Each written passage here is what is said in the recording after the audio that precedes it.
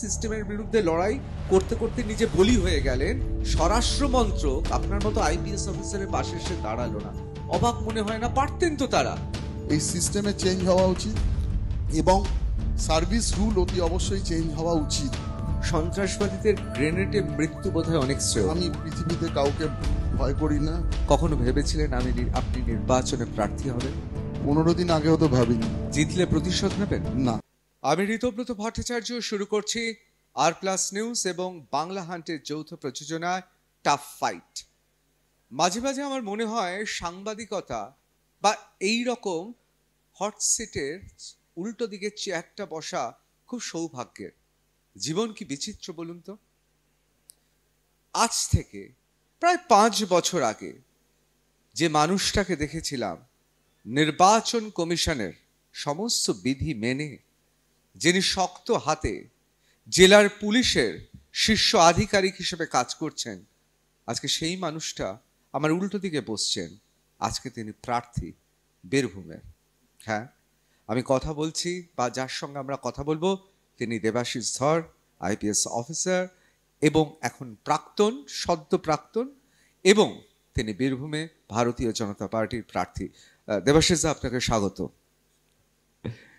দেবাশিস, আমি এই কথাই ভাবছি, জীবন সত্যি বড় অদ্ভুত। এই যে আমরা ছোটবেলা থেকে পড়ে এসেছি যে কখনো কখনো বাস্তবটা কল্পিত জগৎকেও হার মানিয়ে দেয়। কখনো ভেবেছিলেন আপনি নির্বাচনে প্রার্থী হবেন? 15 দিন আগেও তো ভাবিনি। এটা সত্যি কথাই, আপনি যেটা বললেন কল্পিত বাস্তব। এটা মানে ওয়ান ফাইন মর্নিং আপনি ঘুম থেকে উঠলেন, সব কিছু বদলে গেল। It's like that. আর 3 বছর আগে তো ভাবিনি। 15 দিন আগে এটা মাথায় ছিল যে একদিন এই চাকরি ছেড়ে দেবো। ইট ওয়াজ এ টোটাল হিউমিলিয়েশন। আর হয়তো নেওয়া যাচ্ছিল না। তো যখন মেডিকেল বোর্ডে এই মাসেরই 12 আর 13 তারিখে অ্যাপিয়ার করতে গেছিলাম, তখন ভেবেছিলাম যে অ্যাটলিস্ট যা করি আমি নিজের মতো কিছু করে লাইফটা হয়তো চলে যাবে। কিন্তু মানে ইট ওয়াজ এ আনএক্সপেক্টেড কল ফর মি। আপনি তো পারলেন না, চাকরিটা করতে পারলেন না। আপনার উপর এত বড় রাষ্ট্র শক্তি নেমে এলো, আপনি বোধহয় চাকরিটা করতে পারলেন না। মানে কিছুটা বাধ্য হয়ে পুলিশের অমন একটা শীর্ষ পদ শুধু ছাড়তে হলো না, আজকে চাকরিটাই ছেড়ে দিতে হলো। দেখুন, সব থেকে বড় কথা যেটা আমার ওপর দিয়ে গেছে, ঝড় বয়ে গেছে, that is a different thing. আমার মনে হয়েছে এর মধ্যেও দাঁড়িয়ে থেকে যে আমার বিভিন্ন দিনে বিভিন্ন রকম কার্য পদ্ধতি ছিল। সব থেকে যেটা খারাপ লাগতো যে 3 বছর বসে বসে উইদাউট এনিথিং আমি হয়তো প্রমোশন পাইনি, আমার ব্যাচমেটরা ডিআইজি হয়ে গেছে, তার আগে কলার ব্যাচ পেয়ে গেছে। I was totally affected financially and also from career point of view. কিন্তু সব থেকে যেটা বড় কথা, যদি আমাকে গভর্নমেন্ট এক্সচেকার থেকে মাসে 1 লাখ টাকাও দিয়ে, আমি জাস্ট ফর এক্সাম্পল বলছি, সেটাও দ্যাট ইজ অলসো মিসইউটিলাইজড। তো আমার মতো র্যাঙ্কে এসে অ্যাটলিস্ট 14 বছরের ওপরে আইপিএসে সার্ভ করার পরে এটা মনে হয় যে এটা কাম্য নয়। কেউ 3 বছর বাড়িতে বসে শুধু দিন গুনে অপেক্ষা করছে কবে তার ডাক আসবে। তো I have gone from pillar to post, but আমি দেখেছি যে যখন আমি বুঝলাম যে এই জায়গাটা আমাকে ওভারকাম করে বেরিয়ে যেতে হবে, আমি মেন্টালি তখন থেকেই প্রস্তুতি নিয়েছি এবং ultimately I had take that particular decision. আমি এবার একেবারে ক্যামেরার সামনে জোর হাতে নির্বাচন কমিশনের কাছে আমি এক প্রকার বলা যেতে পারে ক্ষমা চাইছি এই প্রশ্নের জন্যে। কোনোভাবে আমি নির্বাচন কমিশন বা কোনোভাবে দেশের বিরাট গণতান্ত্রিক যে অবস্থা, সেই অবস্থাকে আমি আঘাত করতে চাই না। কিন্তু সাংবাদিক হিসেবে আমার মনে হয়েছে এই প্রশ্নটা না করলে আমার সাংবাদিক জীবন অপূর্ণ থেকে যাবে। আমি এবার যে প্রশ্নটা করব, আমি আবার বলছি, নির্বাচন কমিশনের প্রতি আমার পূর্ণ আস্থা আছে। আমি মনে করি ভারতবর্ষে নির্বাচন কমিশনই পারে গণতন্ত্রের যে আলো, সে আলো জ্বালাতে। তা সত্ত্বেও এই প্রশ্নটা আমি করছি। দেবাশিস, আমি এবার যে প্রশ্নটা করবো, আমার সাংবাদিক জীবনে অনেক টাফ কোয়েশ্চেন করেছি। এটা অত্যন্ত আমার কাছেও বলতে গিয়ে কীরকম বাধো ঠেকছে, কিন্তু আমাকে বলতেই হবে। কোথাও কি মনে হচ্ছে নির্বাচন কমিশন আসে ঘটা করে শীর্ষস্তরে পুলিশ আধিকারিকদের তারা বদলি করিয়ে দেন। আপনাদের সার্ভিস রুল, সার্ভিস বুক, এ সমস্ত কিছু দেখে, আপনাদের গোটা জীবনটার মূল্যায়ন দেখে আপনাদের বিশেষ বিশেষ জায়গায় পাঠানো হয় এবং নির্বাচন কমিশন প্রত্যাশা করে যে আপনারা একেবারে নির্বাচন কমিশন ঠিক যেভাবে চায় নিরপেক্ষ ভূমিকা আপনাদের থাকবে, রাজ্যের কোনো নেতার কথা, রাজ্যের কোনো রাজনৈতিক নেতৃত্বর কথা না শুনে নির্বাচন পরিচালনা করবেন। যেটা অনেক ক্ষেত্রে বলেন শীতলকুচির ক্ষেত্রে আপনি করতে গিয়েছিলেন। তারপর নির্বাচন কমিশন, তারা তো এক সময় নতুন সরকার হলে চলে যান, তারপর আপনার যা অবস্থা হলো তাতে আপনি কাকে কাঠগড়ায় দাঁড় করাবেন? আপনার কি মনে হচ্ছে না নির্বাচন কমিশন, ভারতের নির্বাচন কমিশন, তাদের কথাতে আপনি যে ঘটনাগুলো ঘটালেন প্রায় ধরে রাখুন বলিউডের অজয় দেবগানের মতো, তারপর আপনার পরিণতি ভয়ঙ্কর হলো? সরি, আমি এরকম অজয় দেবগানের মতো কোনো কিছুই করিনি। আমি আমার জায়গায় শুধু বসে যা আমার কাছে যত রিপোর্ট বা যা বাস্তবে যা ফ্যাক্টসগুলো ছিল তার উপরে বেস করে আমি আমার কাজটা করেছিলাম। আমি ব্যক্তিগতভাবে কাউকে একটা চড় মারারও বিনা কারণে বিশ্বাসী নই আমি, এবং করিও না এই কাজ। একটা জিনিস আমি বলতে চাই, আপনি যেটা বললেন এই কোশ্চেনের উত্তর একটাই আমি দিতে পারি, এটা হচ্ছে সিস্টেমের দোষ। আমাদের যে সার্ভিস রুল ওই হয়তো 1969-এ ফ্রেম হয়েছে, 68-এ, এটার মডিফিকেশন এখনও অবধি হয়নি। ফলে এই যে আজ থেকে যে 60 বছর আগে যে আইন বা 55 বছর আগে যে আইন হয়েছে, যুগের সাথে সাথে তার পরিবর্তন হওয়া দরকার। এবং আপনি ঠিকই বলেছেন, election commission for a specific period of time তারা আসে, তারা কাউকে কোনো দায়িত্ব দিয়ে যায়, যেমন গতবার নির্বাচনে 21-এর নির্বাচনে আমাকে দেওয়া হয়েছিল। এবং তার জন্য ইলেকশন কমিশন যে আমাকে বসানোর জন্য আই ওয়াজ মানে mainly taken by some other opinion. Okay, আমাকে মনে করা হলো যে আমি হয়তো সেই দলের বা সেই মতের লোক নই, এবং সেটা হওয়ার জন্য যেটা হলো দুর্ভাগ্যজনকভাবে সেইখানেই সেই ঘটনাটা ঘটার জন্যই হয়তো আমার এই পরিণতি হয়েছিল। এবং এখানে কোনো অবভিয়াসলি কিছু সুপ্রিম কোর্টের জাজমেন্ট বা অনেক কিছু আছে যেখানে সেখানে ইলেকশন পিরিয়ডের কোনো যদি ঘটনা ঘটে সেখানে তাকে সেই ফ্রেমওয়ার্ক থেকে বাইরে রাখা হয়। কিন্তু অদ্ভুতভাবে এই ঘটনাটি ঘটে যাওয়ার পরে আমি আগেই আপনাকে বলেছি I have gone from pillar to post, কিন্তু কোনোভাবে আমি সহযোগিতা পাইনি। আমি ব্যক্তিগতভাবে অনেক চেষ্টা করেছি, কারণ ইলেকশন কমিশন যেদিন মডেল কোড অফ কন্ডাক্ট শেষ হয়ে গেল তারপর থেকে কিন্তু কেউ আমার একটি ফোনও মনে হয় ধরার প্রয়োজনীয়তা বোধ করলো না। তো এই সিস্টেম যতদিন না চেঞ্জ হবে, বিশেষ করে আমি অল ইন্ডিয়া সার্ভিসের অফিসার বলে আমার যতটুকু প্রোটেকশন বা শিল্ড আছে, এটা যদি কোনো সাধারণ কোনো অফিসার হতো তাহলে কিন্তু তার জীবনে মানে সেই দুনিয়াতে থাকতো কি না আমার সেটা মানে I cannot comment on that. মানে খুব কষ্টদায়ক, বেদনাদায়ক। এই সিস্টেমে চেঞ্জ হওয়া উচিত এবং সার্ভিস রুল অতি অবশ্যই চেঞ্জ হওয়া উচিত বলে আমার মনে হয়।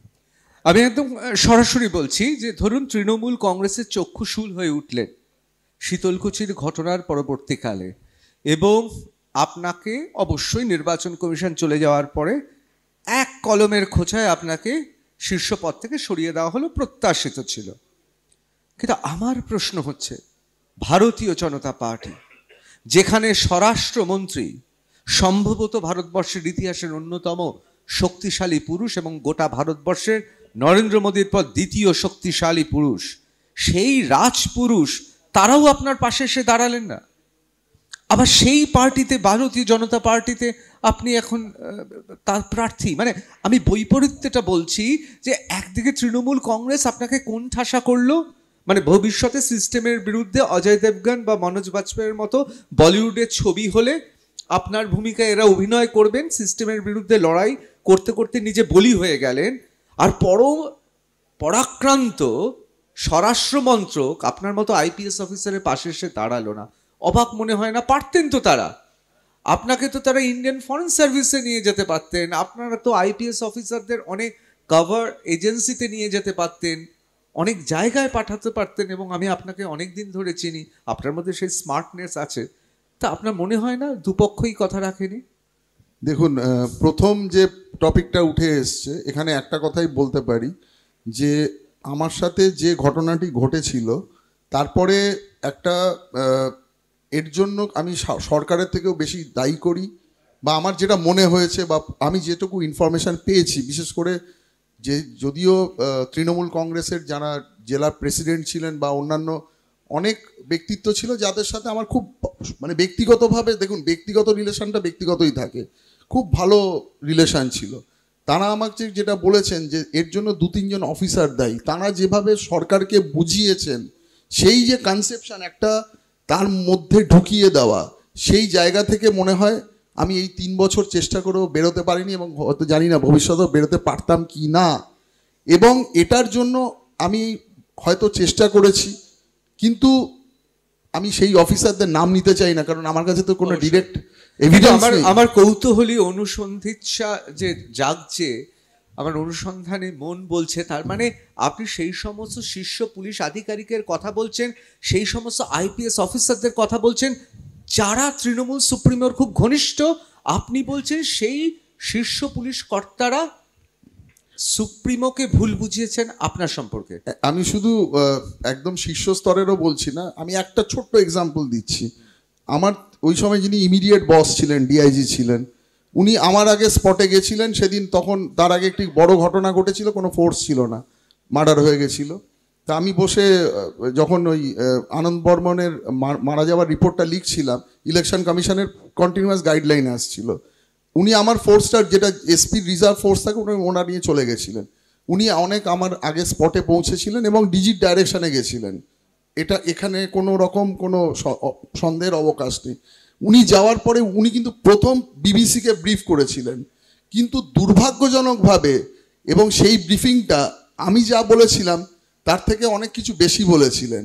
কিন্তু আমি অন রেকর্ড সমস্ত ডকুমেন্টেশন হাতে নিয়ে ফ্রম আইসি, এসডিপিও বা অন্যান্য ডিএম, তাদের লেভেলের যারা অফিসার থাকেন, এবং আমার যে রিপোর্টটা পরে সেদিন সাবমিটেড হয়েছিল, সেখানে কিন্তু এসপিডিএম এর জয়েন্ট সাইন্ড রিপোর্ট ছিল। ফলে জেনারেল অ্যাডমিনিস্ট্রেশন এবং পুলিশ অ্যাডমিনিস্ট্রেশন একই মত পোষণ করেই সেই রিপোর্টটা বানায়, based on the ground level officers. DIG সাহেব গিয়ে ওখানে ডিজিকে ইনপুট দিয়েছিলেন, ইলেকশন কমিশনকে ইনপুট দিয়েছিলেন, এডিজি ল অ্যান্ড অর্ডারকে ইনপুট দিয়েছিলেন, অবজারভারের রিপোর্ট ছিল। অদ্ভুতভাবে আমার ইমিডিয়েট বসকে কেউ কোনোদিন একটা কোশ্চেনও করেনি, এবং ওনার পুরো পার্টটা, বা উনি যে ইন্টারভিউ দিয়েছিলেন, যার জন্য হয়তো আমার উপরে এত সকলের রাগ থাকতে পারে, অদ্ভুতভাবে he was completely missing from the spot. এবং সেটা যদি কোনোদিন কেউ খুঁজে বার করে, দেখা যাবে এটা কেন মানে বাঙালি আইপিএস অফিসার মধ্যে আমি জানি, আমি যেহেতু অডিও ভিজুয়াল মাধ্যমে কাজ করি, দেবাশিস ধরকে দেখতে সুন্দর বলেই কি চোখে পড়ে গেলেন? না না, সেটা নয়, হয়তো এটা আমার ব্যর্থতা, আমি ওইভাবে নিই না কোনো ব্যাপার, আমি বোঝাতে সক্ষম হইনি। হয়তো তিনি আমার থেকে অনেক স্মার্ট বেশি, উনি বোঝাতে সক্ষম হয়েছেন, আমি হইনি। আর সব থেকে বড় কথা, আরও যেটা আপনি যেটা পরের পয়েন্টে এলেন, যে আপনি কেন মানে ভারতীয় স্বরাষ্ট্র মন্ত্রক, যার যিনি তার মন্ত্রী, এত পাওয়ারফুল মন্ত্রী, তিনি কেন পারলেন না? তারপরে আমি বিভিন্নভাবে শুনে এসেছি যে এটা না হওয়ার কারণ হচ্ছে আমাদের সার্ভিস রুলে কিছু বাধ্যবাধকতা আছে। তো সেই বাধ্যবাধকতা বারবার করে আমি যখনই কাউকে অ্যাপ্রোচ করেছি, কারণ আমি এই ক্যাডারেই থাকতে চাইনি, ফ্র্যাঙ্কলি স্পিকিং, আমি বলেছি আমাকে জেএনকে দিয়ে দিন, I can fight with the terrorist, আমার কোনো ইয়ে নেই, আমি যদি তাতে গ্রেনেডে উড়ে যাই আমার কোনো অসুবিধা হবে না। কিন্তু একটা দুর্ভাগ্যজনক ব্যাপার, এই যে সার্ভিস রুলের যে পরিবর্তন হওয়া, এই যে ওয়ান নেশন ওয়ান পুলিশ, বা যে আইনগুলো হওয়ার জন্য হয়তো তারা চেষ্টাও করেছেন, বিভিন্ন মানে স্টেটের ইনপুট নিয়েছেন, কিন্তু এত শক্তিশালী গভর্নমেন্ট হওয়া সত্ত্বেও সেটা পারেননি কেন? অবশ্যই লোকসভা এবং বিধানসভায় সেই সংখ্যাগরিষ্ঠতার ব্যাপার আছে, কিন্তু এই আইনটা কিন্তু পাস করাতে কেউই সেভাবে উদ্যোগী হয়নি।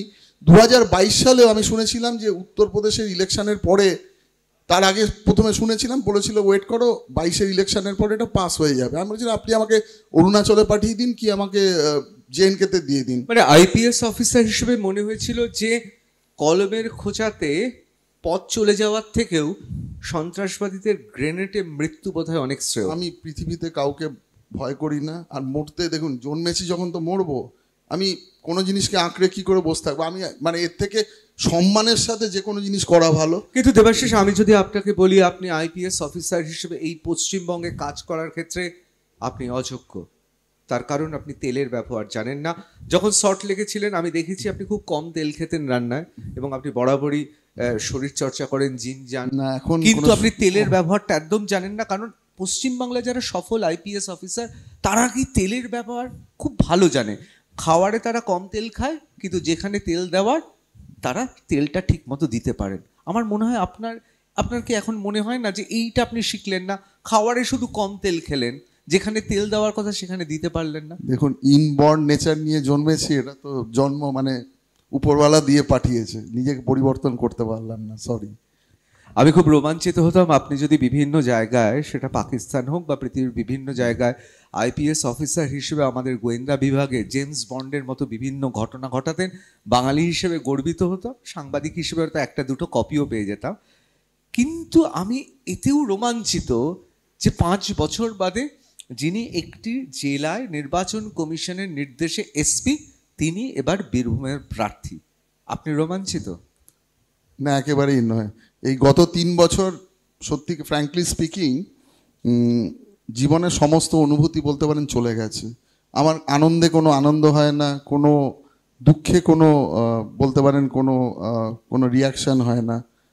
একটা মানুষ এই ট্রান্সফরমেশনের মধ্যে দিয়ে গেলে একটা সময় পরে গিয়ে না সে পাথর হয়ে যায়। আমি হয়তো এই স্টেজটা পেরিয়ে চলে এসেছি। ফ্র্যাঙ্কলি স্পিকিং আমি এখন টার্গেট ওরিয়েন্টেড। আমি জানি আমার কি আমি কতদিন বাঁচবো, তার মধ্যে কতদিন কাজ করতে পারবো। 15 থেকে 20 বছর আমি টার্গেট ফিক্স আপ করে নিয়েছি। আমার যা যা কাজ আছে হাতে, বেশিরভাগই সোশ্যাল ওয়েলফেয়ার এবং আধ্যাত্মিকতার উপরে বেস করে, এবং বেশ কিছু কাজ আছে যেটা ইন্টারন্যাশনাল লেভেলের টেকনোলজি, এগ্রিকালচার, অর্গানিক ফার্মিং, এসব নিয়ে আমি অনেক কিছু প্রজেক্টস রেডি করেছি। আমাকে এগুলোকে শেষ করে যেতে হবে। দিনে ঘুম থেকে উঠে যখন ঈশ্বরের কাছে প্রার্থনা করি, একটা কথাই বলি যে আমি মরার আগে যেন কয়েক কোটি লোকের ভালো করে দিয়ে যেতে পারি। আর আমি এখানে থাকতাম এবং পশ্চিমবঙ্গে যদি কয়েক লাখ যদি ছেলে মেয়ের চাকরি ব্যবস্থা করে দিয়ে যেতে পারি, আমার নিজের কিছু চাই না। খালি হাতে এসছি, খালি হাতে চলে যাব, দ্যাট সিম্পল। আমার একটাই উদ্দেশ্য, আগামী 15 বছরে বা 20 বছরে কাজ করব, তারপর যদি বেঁচে থাকি কমপ্লিটলি সব ছেড়ে সন্ন্যাস নিয়ে চলে যাব। এর মধ্যে দ্বিতীয় কোনো থটস নেই।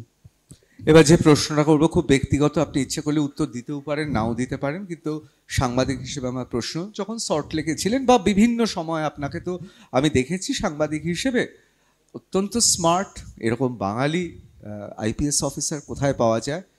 অনেক মহিলার ক্রাশ ছিলেন এবং মহিলারাও আপনাদের খুব পছন্দ করতেন। এরকম সুদর্শন বাঙালি যুবক আইপিএস কে না পছন্দ করবে, পুরুষরাও পছন্দ করতেন বন্ধু হিসেবে।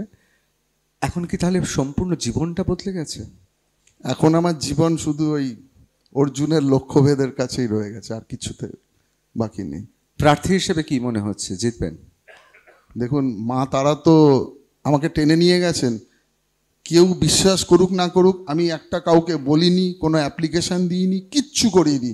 জাস্ট 15 দিন আগে একটা কল এসছিল, তার মধ্যে সব কিছু ডিসাইডেড হয়ে গেছে। আমি এটাও জিজ্ঞেস করেছিলাম যে আমি কিভাবে করব। বলছে ওটা তোমায় কোনো কিছু চিন্তা করতে হবে, are you ready for that or not. তো আমার মনে হয়েছিল উনি যখন মা তারা আমাকে সেই সুযোগ দিয়েছেন, দেখুন উনি ভাগ্যের স্ক্রিপ্ট ওপরওয়ালা লিখে রাখেন। আমি তো একটা সামান্য জাস্ট ওই পথে চলছি। আশা করি মা এত দূর যখন নিয়ে এসছেন, বাকি কাজটা আমার ওই টার্গেটে উনি পৌঁছে দেবেন। এটা ফার্স্ট স্টেপ। এবার একদম মন থেকে বলুন তো, শীতলকুচির ঘটনা আপনার রাত্রেবেলায় দুঃস্বপ্নের মতো আপনার জীবনে আসে? দেখুন, শীতলকুচিতে যা ঘটেছিল তার জন্য এটা একটা পুরো একটা চেন অফ এভিডেন্স। সামান্য এরকম হয়নি যে ওরা এলো আর এরা ফায়ার করে দিল। কোনো মৃত্যু যারই হোক না কেন, আমার ফ্যামিলিতে হোক, আপনার ফ্যামিলিতে হোক, যাদের ফ্যামিলিতে ঘটেছে, অত্যন্ত দুর্ভাগ্যজনক। মায়ের কোল খালি হওয়া, বাবার হাতে সন্তানের দাহ করা বা দফন করা অত্যন্ত দুর্ভাগ্যজনক। কোনো দিন কারো সাথে যেন না হয়।